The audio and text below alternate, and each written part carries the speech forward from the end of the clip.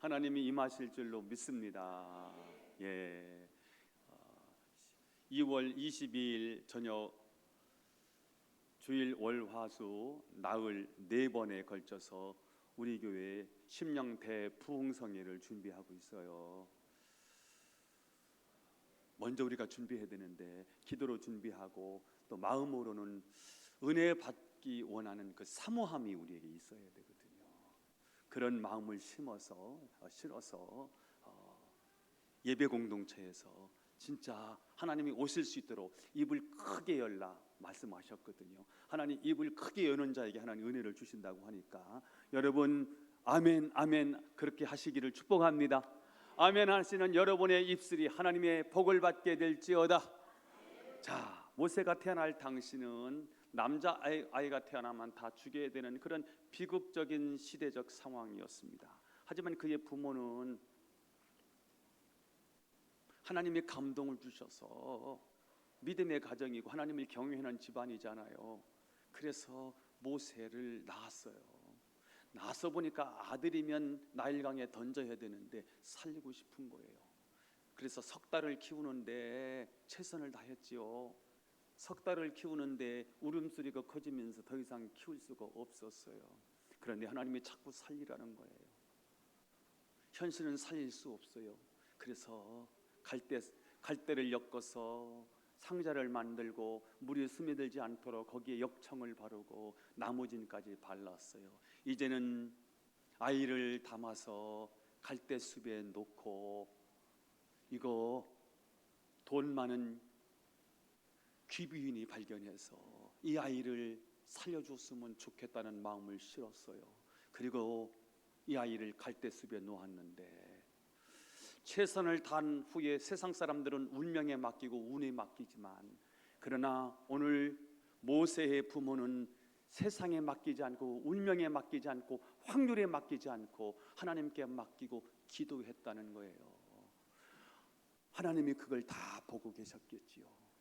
모세의 부모의 신앙도 보고 계셨고요. 모세의 부모가 최선을 다하는 모습도 하나님이 보고 계셨고요. 간절한 마음을 다 담아서 이 아이가 돈 많은 귀부인이 발견해서 키워줬으면 좋겠다는 그 갈망도 우리 하나님이 다 보고 계셨어요. 그리고 이걸 하나님께 맡기고 기도했을 때 하나님이 모세의 부모의 삶에 개입하셨어요. 그리고 누가 발견합니까?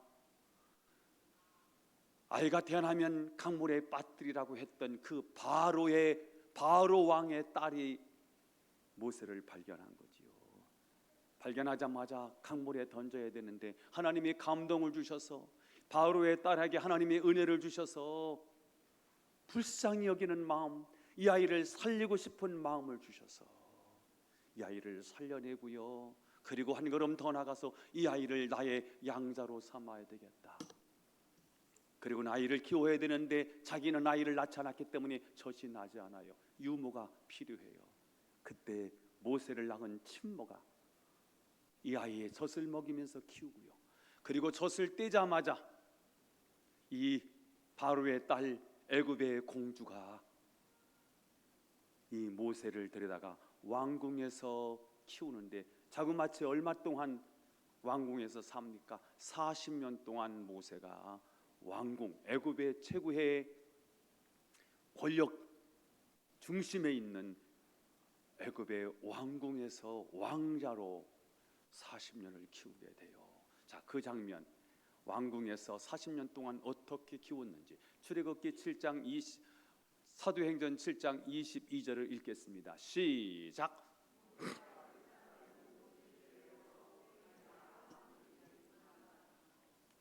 자,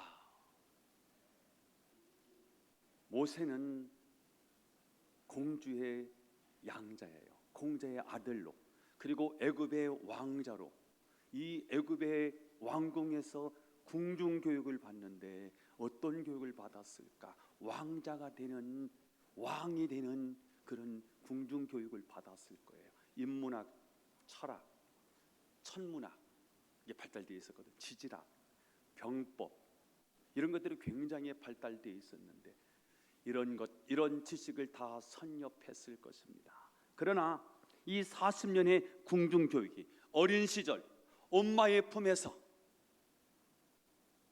젖을 먹으면서 배웠던 하나님을 경외하는 마음, 자기 동족 히브리 민족, 지금 노역에 시달리고 있는 저 노예들은 사실은 너의 형제들이란다 하는 이 어렸을 때 어머니로부터 배웠던 그 자기 동족에 대한 사랑이, 하나님을 경외하는 경외심이 40년 동안 이 궁중에서 배웠지만 어렸을 때 어머니로부터 배웠던 그 신앙을 빼앗아 갈 수가 없었던 거예요. 나이가 40이 되는데 자기 백성에 대한 이 사랑이 막 꿈틀꿈틀 살아나는 거예요.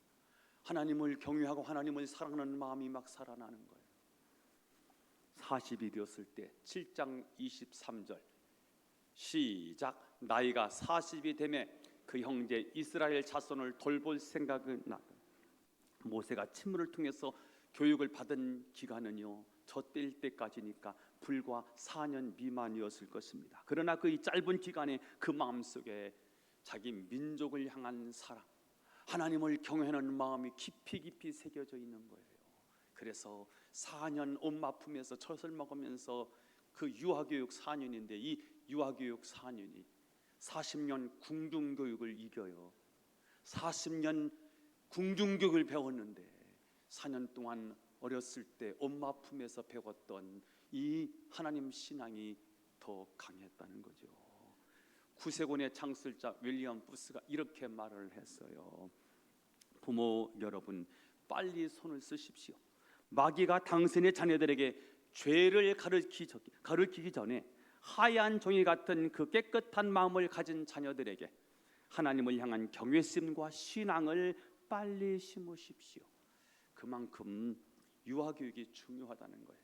4살 이하의 이 교육이 그 사람의 인생의 평생을 이끌어가는 거예요. 4살 넘어서 아이들이 말귀를 알아들으면 그때 성경을 가르쳐야지 않는다는 거예요. 제가 우리 아이들을 키울 때 아이들이 말을 못하지요. 그런데도 불구하고 이 아이들에게 그냥 그 얘기를 해주었어요. 그러다가 말을 배우는데 가장 먼저 아이들에게 예수님을 소개해 주었어요. 그리고 세계 보고 말하는 단어를 알려주었어요. 뭣도 모르고 한 거예요. 나중에 알게 됐을 거예요. 오늘 모세의 어머니가 그냥 이 아이에게 정체성을 심어준 거예요. 너는 누구인지 아느냐? 너는 하나님의 백성이야. 지금 고통당하고 있는 저 히브리 노예들은 너희 형제들이야. 우리가 이렇게 사는 것은 신앙을 잃어버려서 그래. 하나님을 공경하지 못해서 우리가 노예로 전락하고 말았어. 이것을 알려주었거든요. 어렸을 때 교육이 너무 중요합니다. 오늘 우리 중고등 학생들이 여기 딱 섰는데요, 올라오는데 기분이 너무너무 좋더라고요. 우리 아이들이 우리 교회 이제 꿈나무 아닙니까? 이들이 우리 한국교회 미래 아닙니까? 내일부터 수련회라는데 우리 장로님 중학교 때 성령 체험하고서 그때 이 신앙이 무너지지 않고 지금까지 이 교회의 중심에 서 있지 않습니까? 오늘 우리 학생들이 이번 기회에 한 번에 인생이 확 뒤집어지거든요. 저는 중학교 3학년 때 하나님 만나고 한 번도 뒤를 돌아본 적이 없다니까요. 제 인생을 완전히 180도로 바꿔준 그 사건이 있었어요. 다윗에게도 그 사건이 있었고요, 모세에게서도 그 사건이 있었지 않습니까? 오늘 우리 중고등학생들 청년들이 보니까 한 15명 정도 간다고 어제 보고를 받았는데요. 여러분, 이 아이들을 위해서 한번 격려의 박수 한번 하겠습니다.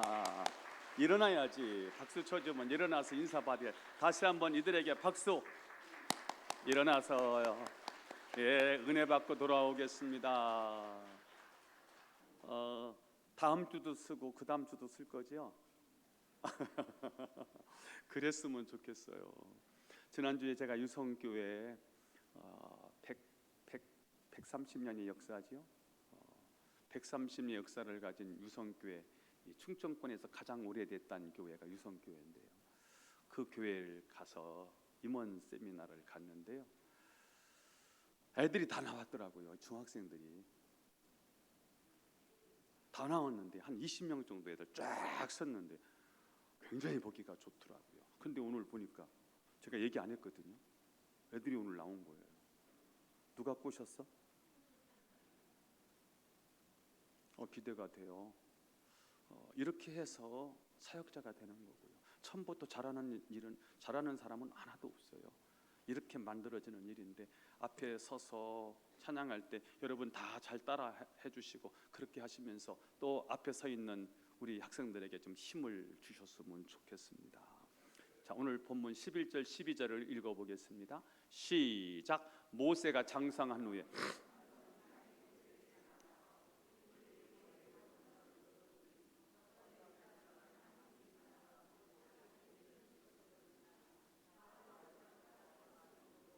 그 애굽 사람을 쳐 죽여 모래 속에 감추니라. 자, 장성한 후에 40이 되었다는 거지요. 어느 날 자기 동족이 심한 고역에 시달리는 것을 보고 모세는 마음이 굉장히 아팠습니다. 더구나 한 애굽인이 자기 동족 히브리 사람을 구타하는 모습을 보니까 화가 치밀어 올랐어요. 그래서 좌우를 살펴보니 사람이 없어요. 보는 사람이 없어요. 그래서 그 애굽인, 사실은 애굽 관리지요, 이 사람을 쳐 죽이고 모래 속에 감추어 버렸다는 거예요. 문제는 이 사실을 이 바로 왕이 알게 됐다는 것이고요. 모세는 더 이상 애굽 왕자가 아니고 반역자가 되어 있었습니다. 바로 왕이 죽이려고 하니까요, 목숨을 부지하기 위해서 이제 애굽을 등지고 저 미디안 땅으로 가게 되는 거예요.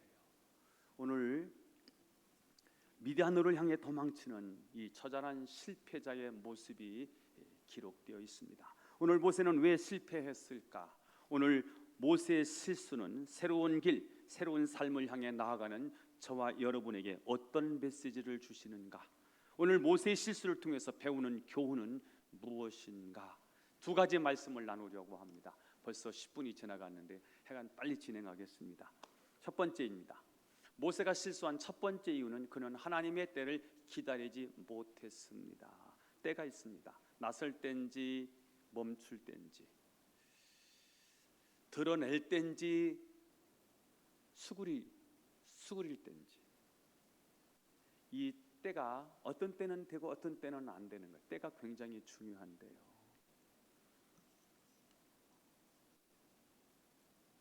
예수님이 십자가에 못 박혀 죽으시고 제자들에게 하나님 나라 일을 맡기세요. 제자들은 주님이 계실 때는 하지만 주님이 안 계시면 못하는 일이죠. 예수님이 말씀을 하셨어요. 예루살렘을 떠나지 말고 약속하신 것을 기다려라. 너의 힘으로 하지 말고, 너의 경험으로 하지 말고, 너의 인생의 노하우로 하지 말고 약속하신 성령을 기다려라. 요한은 물로 세례를 베풀었는데 너희는 맨날에 못 뛰어서 성령으로 세례를 받을 것이다. 지금은 어느 때냐면 설치고 나돌아다닐 때가 아니고 예루살렘을 떠나지 말고 예루살렘의 마가다라방에 들어가 숨어 있으라는, 숨어 있으면서 뭘 기다리는 거예요? 약속하신 성령을 기다리는 거예요. 그냥 기다리는 게 아니라 약속하신 성령이 임재하실 것을 기대하면서 기도하면서 기다리는 시간표인 거예요. 그리고 성령이 임하시면 너희가 권능을 받게 될 것이다.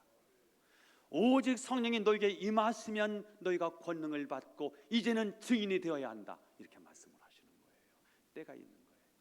오늘 모세의 첫 번째 실수는 뭐냐면 때를 기다리지 못한 거예요.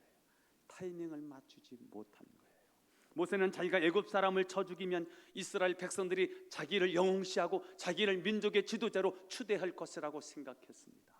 하지만 이스라엘 백성들은 오히려 어제는 애굽인을 죽이더니 오늘은 우리를 죽이려 하는구나 라고 하면서 모세를 거절합니다.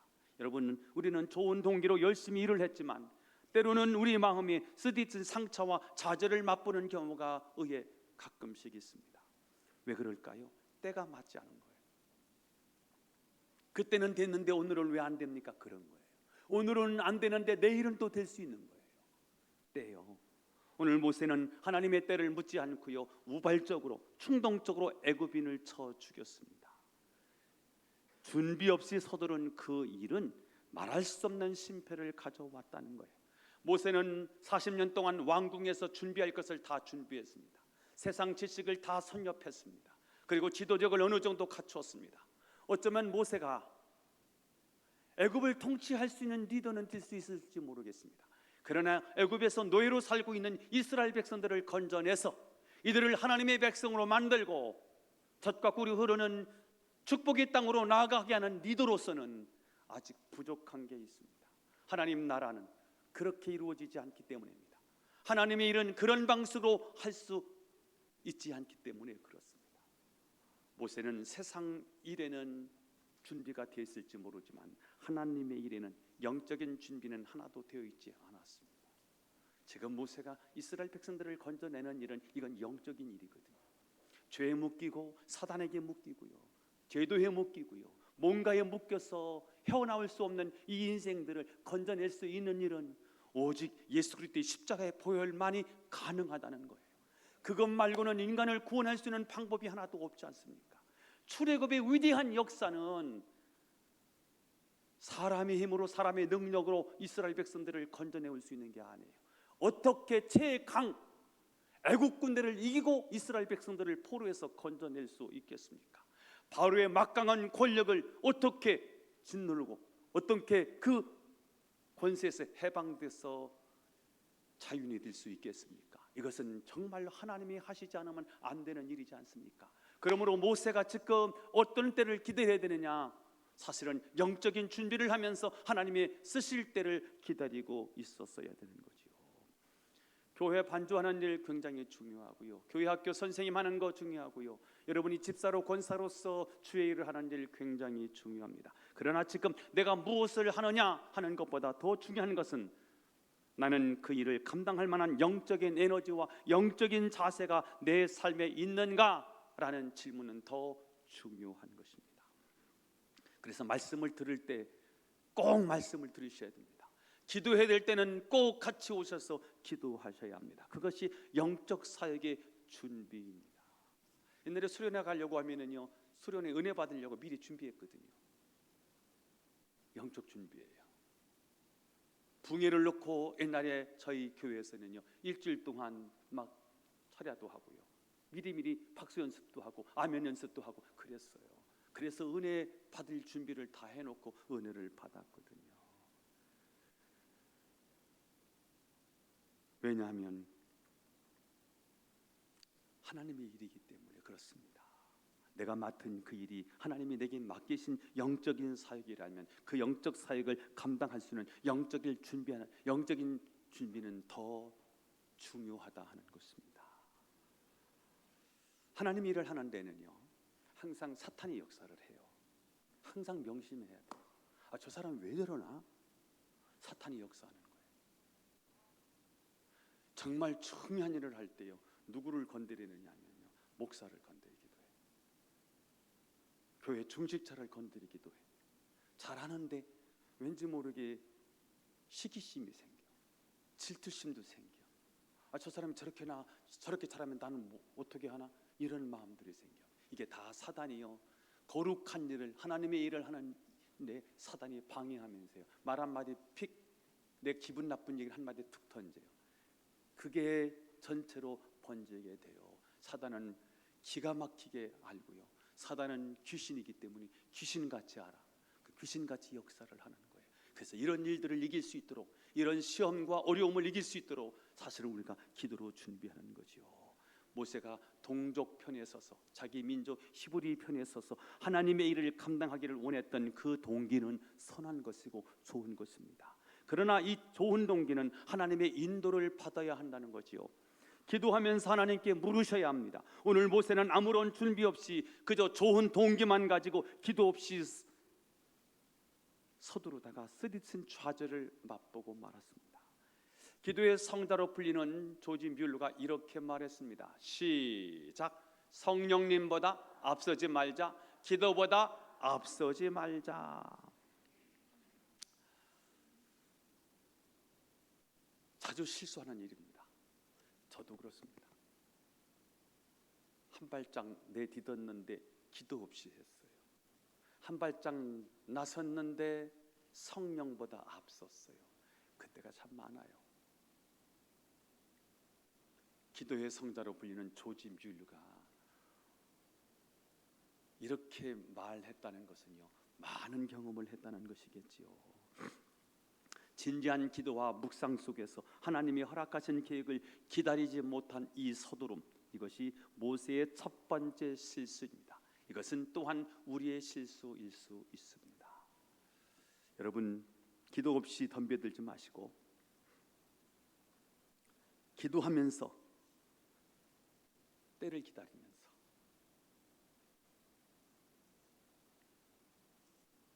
영적 준비를 하시면서 승리하시기를 예수님의 이름으로 축원합니다. 자, 두 번째, 모세가 실수한 두 번째 이유는 그는 하나님의 일을 자기 육신의 힘으로 하려고 했습니다. 하나님의 일은 육신의 힘으로 하는 게 아니에요. 혈기로 하는 게 아니에요. 오늘 본문은 모세가 하나님의 일을 위해서 첫 번째 뛰어든 장면인데요, 그가 첫 번째 무슨 일을 했습니까? 사람을 때려 죽였습니다. 그는 하나님의 일을 사람 때려 죽이는 일부터 시작을 했습니다. 그것은 좋은 동기로서 한 일이었거든요. 그는 그것을 통해서 자기가 얼마나 자기 민족을 사랑하는지를 뭔가를 보여주고 싶었을 거예요. 그러나 폭력은 폭력이고 살인은 살인이라는 거예요. 목적이 절대로 수단을 정당화시킬 수가 없습니다. 13절 14절 시작. 이튿날 다시 나가니 두 히브리 사람이 서로 싸우는지라 그 잘못한 사람에게 이르되 네가 어찌하여 동포를 치느냐 하매 그가 이르되 누가 너를 우리를 다스리는 자와 재판관으로 삼았느냐 내가 애굽 사람을 죽인 것처럼 나도 죽이려느냐 모세가 두려워 이르되 일이 달로 났대었도다. 자, 흥미로운 사실은 자기 동족은 모세의 그 행동의 좋은 동기를 깨닫지 못하고 오히려 사람을 죽인 잘못된 행동만 기억하더라는 거예요. 그리고 그들을 네가 쳐 죽이고 오늘은 우리를 죽이려 하느냐 그러면서 모세를 거부한 것입니다. 교회에서 싸움이 일어났어요. 양편이 다 정입니다. 자기는 정의롭대요. 잘하는 일이라는 거예요. 피차의 잘못된 수단과 방법을 사용하면서도 우리는 하나님 일을 하고 있다고 생각해요. 교회를 지키기 위해서 그 일을 한다고 해요.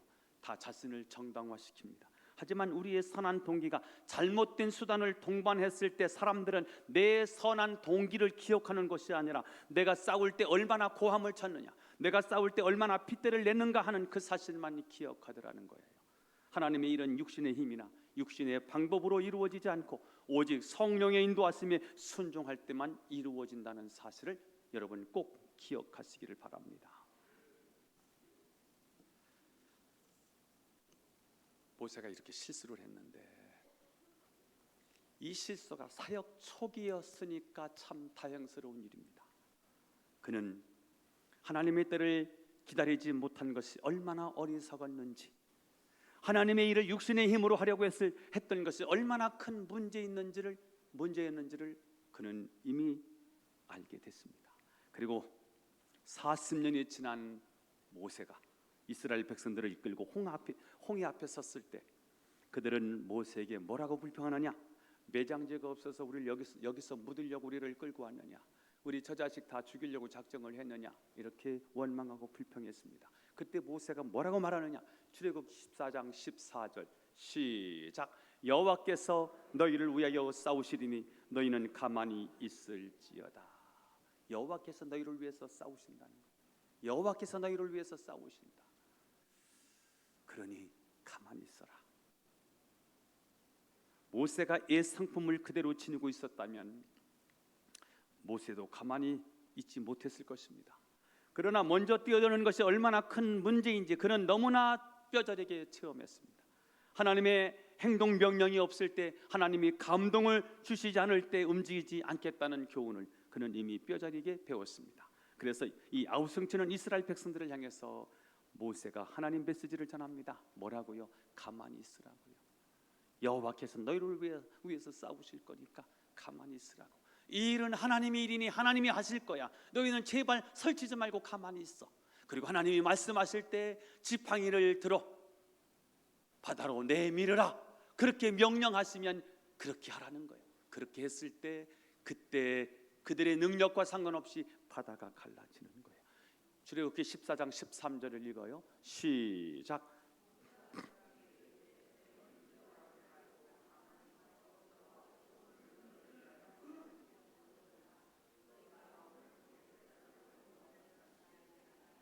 우리는 늘 주님을 위해서 일한다고 생각합니다. 하지만 성경은 우리가 주님을 위해서 일하는 게 아니라 여호와께서 너희를 위하여 행하신다 이렇게 말씀하셨습니다.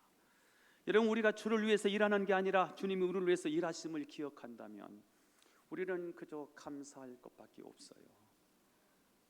하나님 저를 써주셔서 감사합니다. 세상에 나가면 별것도 아닌데 교회 오니까 집사로 권사로 인정해주고 그날 박수를 받고 이 자리에 서서 내가 일을 합니다. 하나님 감사합니다. 하나님 겸손한 도구가 되겠습니다. 얼굴을 들어밀고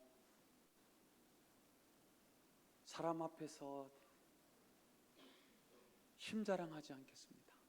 하나님 선한 도구로 사용해 주옵소서. 우리가 해야 될 기도가 그런 거지요. 드디어 이스라엘 백성들은 홍해를 건너요. 아우성 칠 때는 되지 않았던 일이 가만히 있을 때 일이 이루어져요. 가만히 있을 때 하나님 말씀이 들려왔고요. 그 말씀에 순종했을 때 홍해가 갈라지고요. 홍해를 마른 땅처럼 건너가게 되었습니다. 이 기적을 체험한 모세의 고백이 출애굽기 15장 6절에 기록이 되어 있어요. 시작. 여호와여,